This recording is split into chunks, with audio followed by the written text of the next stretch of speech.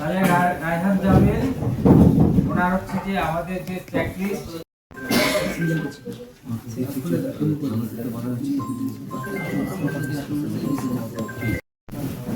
কোনো নেতিবাচক বা বিরূপ কোনো মন্তব্য নেই। ওনার কোনো ইউটিলিটি সার্ভিসের বকেয়া যা ছিল পরিশোধ করেছেন।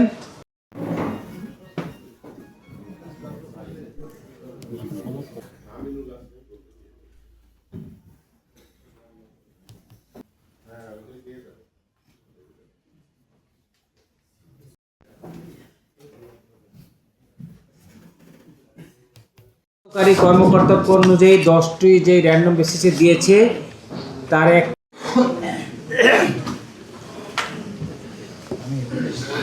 1%। তো 1% অনুযায়ী 10টার মধ্যে আপনার 60টার জাতীয় পার্টি তার মনোনয়নপত্রটি বৈধ হয়েছে। জনাব আতাউর রহমান বাংলাদেশের কমিউনিস্ট পার্টি ওনার মনোনয়নপত্রটি বৈধ হয়েছে। জনাব ইসাক চোপদার ইসলামী আন্দোলন বাংলাদেশ ওনার মনোনয়নপত্রটি বৈধ। জনাব শহীদুল ইসলাম বিএনপি ওনার মনোনয়নপত্রটি বৈধ।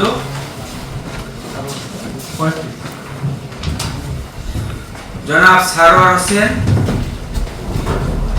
জামায়াতে ইসলামী ওনার মনোনয়নপত্রটি বৈধ হয়েছে।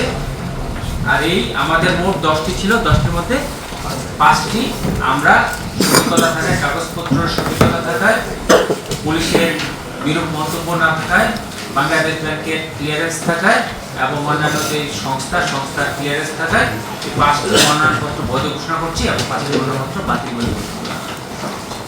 ধন্যবাদ সকল।